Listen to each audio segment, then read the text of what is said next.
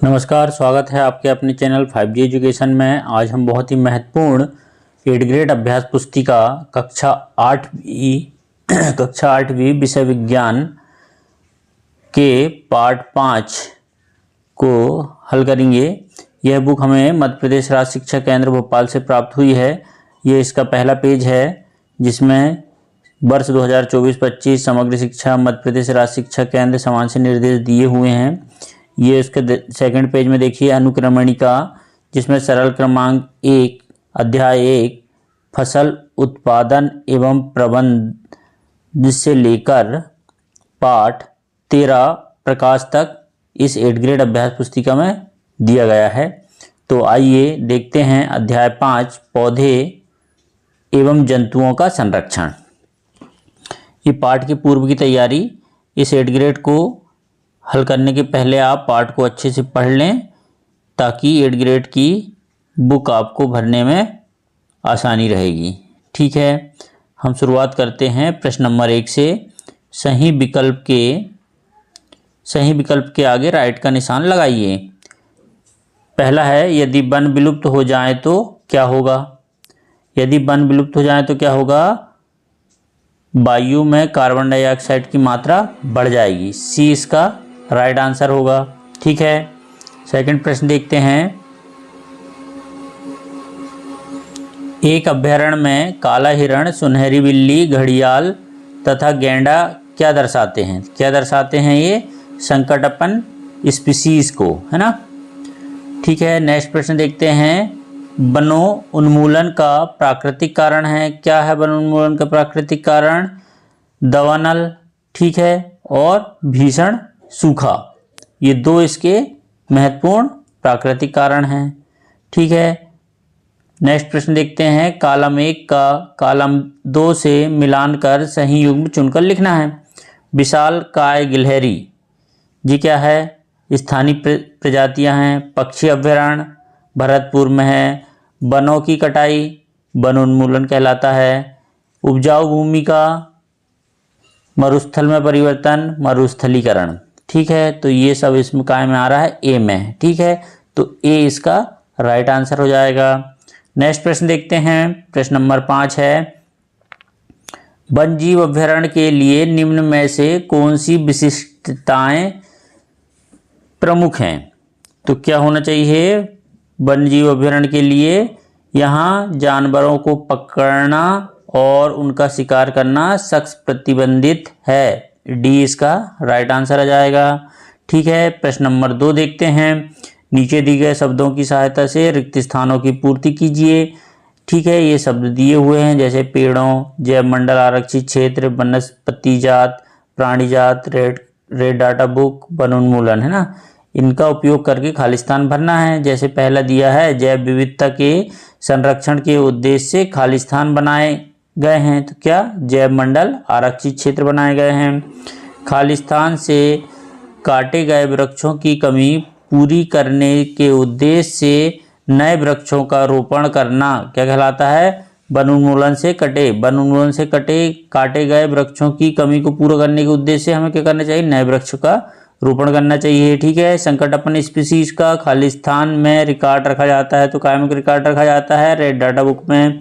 साल सगो नाम जामुन खालिस्तान है, वनस्पति जात है। ठीक है, कागज बचाने का अर्थ है पेड़ों को बचाना। ठीक है, पेड़ों से ही कागज बनते हैं। ठीक है, अति लघु उत्तरीय प्रश्न है। प्रश्न नंबर 3, वन्यजीव अभ्यारण्य तथा राष्ट्रीय उद्यान क्यों बनाए जाने चाहिए? तो वन्यजीव अभ्यारण्य को विशेष रूप से जानवरों की सुरक्षा के लिए बनाया जाता है, जबकि राष्ट्रीय उद्यान को पौधों एवं जानवर दोनों को सुरक्षित रखने के लिए बनाया जाता है, इसलिए इनको बनाए जाते हैं। ठीक है, नेक्स्ट प्रश्न है प्रश्न नंबर 4। यदि वन्य प्राणियों के संरक्षण हेतु वन्यजीव अभ्यारण्य, राष्ट्रीय उद्यान एवं जैव मंडल आरक्षित क्षेत्र न बनाए जाएं तो पारिस्थितिक तंत्र पर क्या प्रभाव पड़ेगा? यदि वन्यजीवों प्राणियों का संरक्षण न किया जाए तो संपूर्ण पारिस्थितिक तंत्र का असंतुलन उत्पन्न हो जाएगा, जिससे पर्यावरण पर बुरा प्रभाव पड़ेगा। ठीक है, नेक्स्ट प्रश्न देखते हैं। बड़े जंतुओं की अपेक्षा छोटे प्राणियों के विलुप्त होने की संभावना कहीं ज़्यादा है, क्यों? बड़े जंतुओं की अपेक्षा छोटे प्राणियों के विलुप्त होने की संभावना अधिक क्यों है? क्योंकि बड़े जंतुओं की अपेक्षा छोटे प्राणियों के विलुप्त होने का प्रमुख कारण इनके आवास का विलुप्त या समाप्त होना है। ठीक है, जब आवास नहीं रहेंगे तो वो धीरे धीरे विलुप्त हो जाएंगे। ठीक है, नेक्स्ट है प्रश्न नंबर 6, चिड़ियाघर और वन्यजीव अभ्यारण्य के कोई दो अंतर लिखिए। तो चिड़ियाघर और वन्यजीव अभ्यारण्य में क्या अंतर है? तो देखिए, चिड़ियाघर में प्राणी अपने कृत्रिम आवास में सुरक्षित होते हैं। ठीक है, चिड़ियाघर में है ना कृत्रिम आवास बनाए जाते हैं, जबकि वन्यजीव अभ्यारण्य में जंतु अपने आवास में सुरक्षित रहते हैं। ठीक है, नेक्स्ट है, चिड़ियाघर में जंतुओं को भोजन उपलब्ध कराया जाता है। ठीक है, जबकि इसमें खुद जंतु शिकार करते हैं। किसमें? वन्यजीव अभ्यारण्य में। ठीक है, ये दो प्रमुख अंतर हो गए। नेक्स्ट प्रश्न देखते हैं, आप अपने क्षेत्र में हरियाली बनाए रखने के लिए किस प्रकार का योगदान दे सकते हैं? आपके द्वारा किए जाने वाले कार्यों की सूची बनाइए। ठीक है, क्या क्या योगदान दे सकते हैं? हमारे हरियाली बनाए रखने के लिए क्या करते हैं? सजगता और शिक्षा। ठीक है, हमें उसके बारे में नॉलेज होना चाहिए, इस चीज़ की हम शिक्षा देकर। ठीक है, संसाधन प्रबंधन, सामाजिक जागरूकता, समाज को जागरूक करके, है ना, आदि से योगदान दे सकते हैं। कार्यों की सूची क्या कर सकते हैं? पेड़ लगाना और रोपण करना। ठीक है, बागवानी करना, जल संरक्षण करना, कचरा पुनः संचयन। ठीक है, कचरा को साफ करके, है ना, वातावरण संरक्षण। ठीक है, वन्य जीव संरक्षण, जानवरों एवं पक्षियों के लिए स्थान प्रदान करना। वन्य जीव संरक्षण में क्या होता है? जानवरों व पक्षियों के लिए स्थान प्रदान करके भी हम ये कार्य कर सकते हैं। ठीक है, प्रश्न नंबर 8 देखते हैं, लघुत्तरीय प्रश्न है, क्या मानव जाति भी जीव जंतु के लिए खतरा बन जाती है? स्पष्ट कीजिए। मानव जाति, है ना, जीव जंतु के लिए खतरा बन जाती है? तो हाँ, बढ़ती जनसंख्या के कारण बड़े पैमाने पर वनों का विनाश हुआ है। मनुष्य स्वयं की जरूरत की पूर्ति के लिए प्राणियों के शिकार करता है। ठीक है, हमें जीव जंतुओं की संरक्षा और उनकी प्राकृतिक प्रकृति को संतुलन रखने की आवश्यकता है, ताकि वे अपने प्राकृतिक आवास में सुरक्षित रह सकें। ठीक है, इस प्रकार आप इसका आंसर लिखेंगे। प्रश्न नंबर 9 देखते हैं। प्रश्न नंबर 9 है, कल्पना कीजिए कि अगर पृथ्वी में वन समाप्त हो जाए तो निम्न पर क्या प्रभाव पड़ेगा? मनुष्य पर क्या होगा?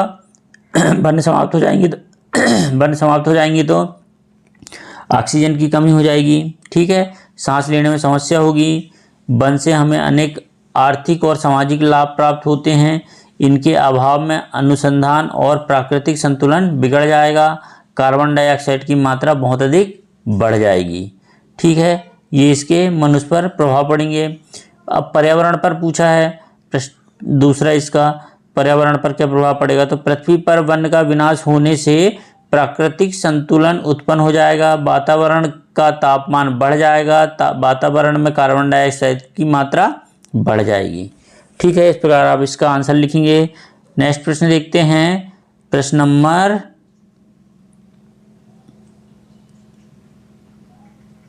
10।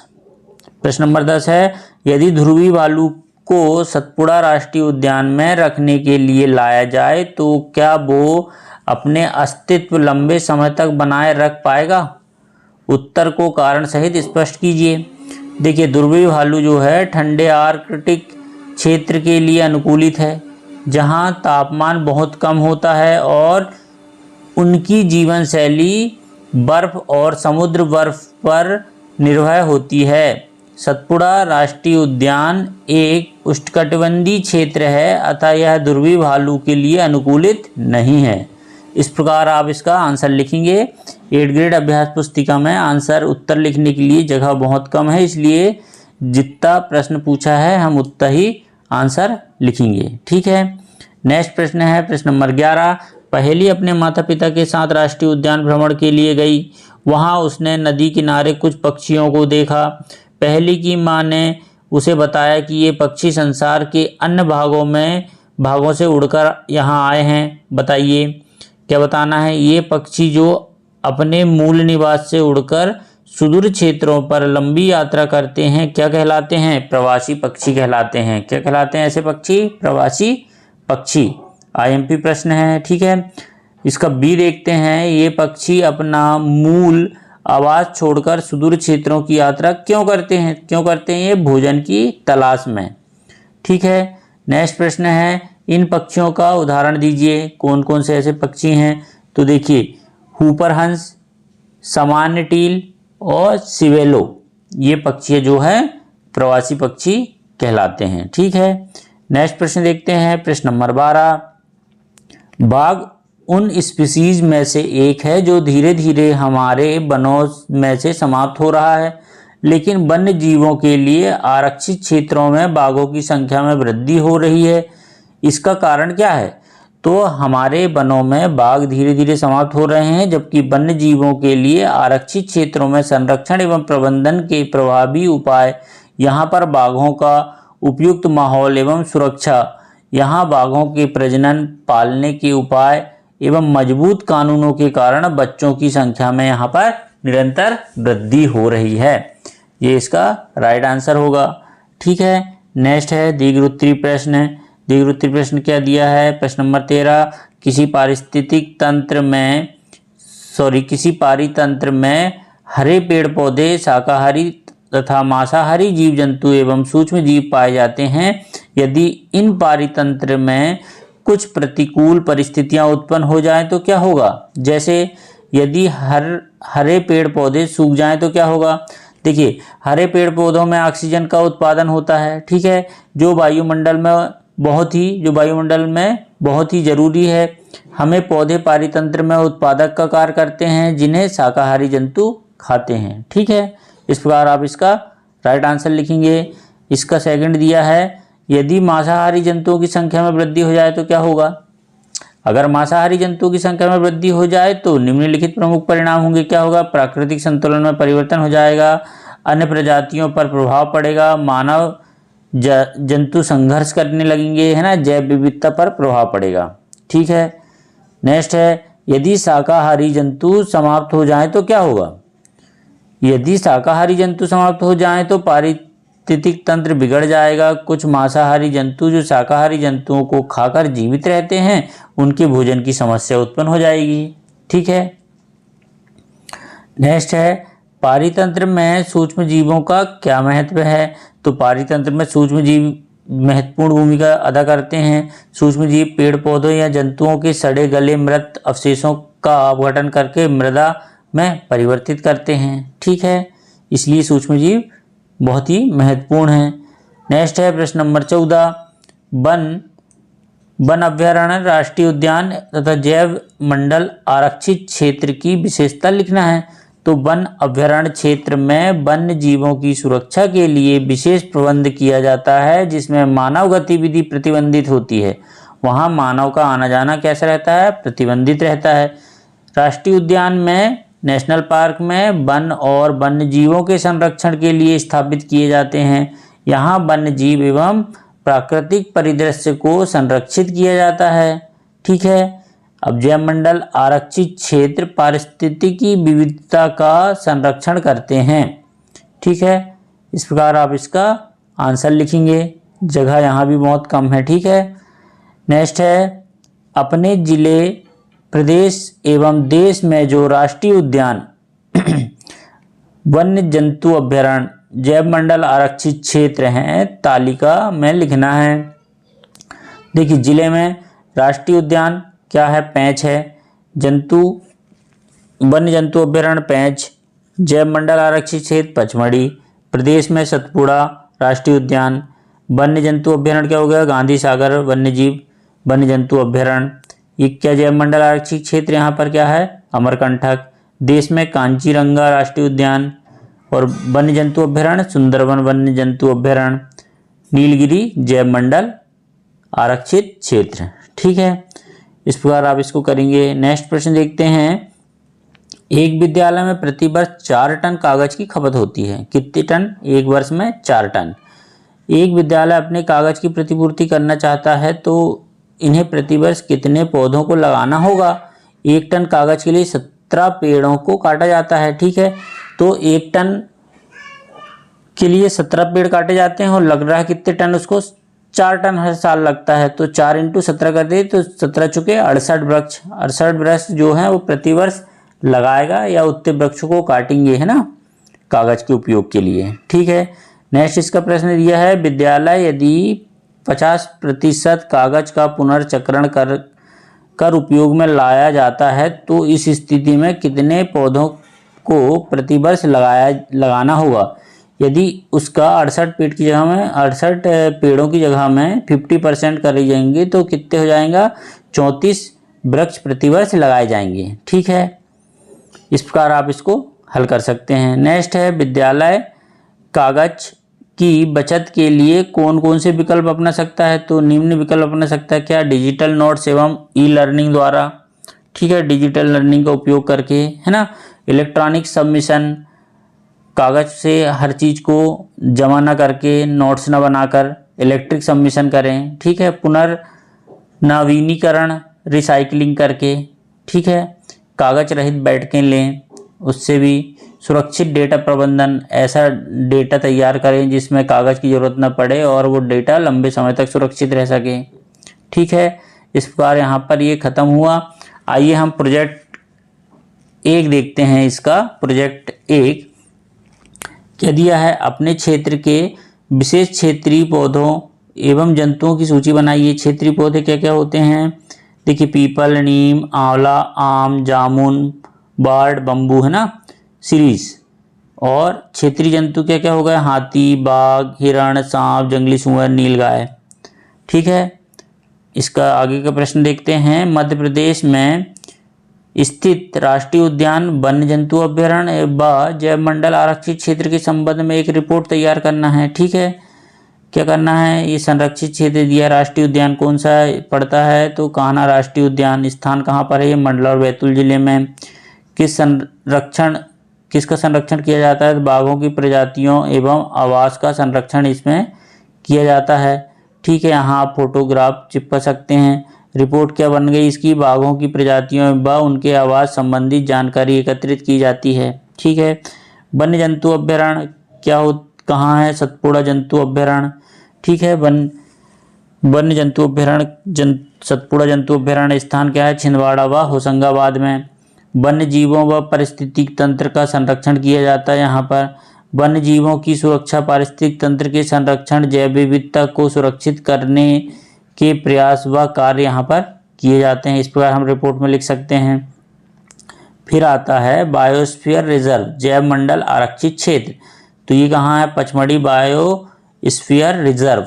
ये कहाँ पर, होशंगाबाद जिला में पड़ता है, ये MP के, है ना। ठीक है, क्या, पचमढ़ी बायोस्फीयर रिजर्व।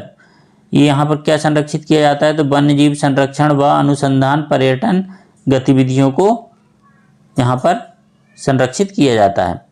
यहाँ पर आप फोटोग्राफ लगा सकते हैं। इस क्षेत्र की जानकारी, संरक्षण प्रयास, विशेष गतिविधि आदि के बारे में जानकारी प्राप्त कर सकते हैं।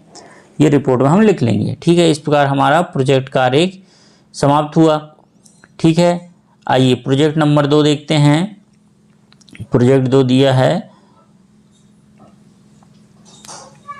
A नंबर का प्रश्न है, वृक्षों की अत्यधिक कटाई के लिए कौन कौन से कारक उत्तरदायी हैं, सूची बनाइए। तो अत्यधिक कटाई के लिए वाणिज्यिक कृषि। ठीक है, क्या है, भूमि की अधिकता के लिए वन क्षेत्रों का यूज करना, है ना।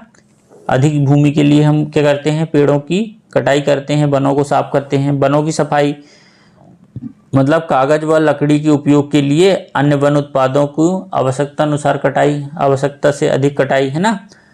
ये वनों की सफाई हो जाएगी। नगरीकरण के चक्कर में हम जंगलों को धीरे धीरे समाप्त करके वहाँ नगर बसा रहे हैं। खनन गतिविधियों का शोधन। ठीक है, खनन के लिए मतलब कोयला और अन्य खनन सामग्री के उपयोग के लिए हम जंगलों में खोदकर वहाँ पर पेड़ पौधों को नष्ट कर रहे हैं। ठीक है, अवैध कटाई होती है ना। सागौन या चंदन की तस्करी के लिए वनों को धीरे धीरे काटा जा रहा है। लकड़ियों का अत्यधिक उपयोग आदि कारणों की वजह से वनों का अत्यधिक शोषण होता है। ठीक है, इस प्रकार इसके हम उत्तरदायी कारक लिख सकते हैं। ठीक है, नेक्स्ट है, वनों की कटाई या वनोन्मूलन से पर्यावरण पर क्या क्या प्रभाव हो रहे हैं, लिखिए। वनों की अत्यधिक कटाई से क्या हो रहा है, देखिए जलवायु में परिवर्तन आ रहा है, ठीक है, जैव विविधता की हानि हो रही है, मृदा अपरदन हो रहा है, जल चक्र में बदलाव हो रहा है, वायु की गुणवत्ता में कमी आ रही है, भूमि के तापमान में वृद्धि हो रही है, स्थानीय मौसम में बदलाव होने लगे हैं। इन प्रभावों के को रोकने और पर्यावरण को संरक्षित रखने के लिए सतत वन प्रबंधन, वृक्षारोपण कार्यक्रम और संरक्षण नीतियों को अपनाया जा रहा है या अपनाना आवश्यक है, ठीक है। नेक्स्ट है, नोट दिया है कि शिक्षक बच्चों को वन्य प्राणियों से संबंधित कोई वीडियो दिखाकर भी संकटपन प्राणियों व पादपों के बारे में जानकारी दे सकते हैं, ठीक है। वीडियो दिखा सकते हैं, लेकिन हम इसमें लिख दे रहे हैं कि संकटपन प्राणी क्या हैं, जैसे सिंह, पैंथेरा, लियो, है ना, ये क्या है, इसकी स्थिति संकट के कगार पे है, विलुप्त होने की कगार पे है। इसके विवरण में हम लिख सकते हैं कि अफ्रीका और भारत में पाए जाते हैं। शिकार और आवास की कमी के कारण इनकी संख्या में कमी आई है, ठीक है। इसमें लिखते हैं संकटपन पादप में, पादप क्या है, नारियल का पेड़, साइकेडोफाइटा, ये भी क्या है, विलुप्त होने के कगार में है। इसमें साइकस बेडोमी विलुप्त होने की कगार पर है, ठीक है। और हम एक और जंतु लिख सकते हैं, सरीसृप, ये भी संकटपन की स्थिति में है। क्या है, समुद्र में पाए जाते हैं, जिनके अंडों की तस्करी एवं समुद्री प्रदूषण उनके अस्तित्व के लिए खतरा है, ठीक है। पादप में लिख सकते हैं चांदी के पौधे, टाइटन एरम, है ना, ये भी इसकी स्थिति संकटपन है। विवरण क्या लिख सकते हैं, यह विशाल फूल केवल कुछ विशेष क्षेत्रों में ही पाया जाता है, जिसकी वाणिज्यिक उपयोग एवं भूमि उपयोग के कारण यह संकट में है, ठीक है। इस प्रकार प्रोजेक्ट कार्य 2 समाप्त हुआ। प्लीज़ वीडियो अच्छा लगा हो तो हमारे चैनल को लाइक, कमेंट, सब्सक्राइब करना ना भूलें। धन्यवाद।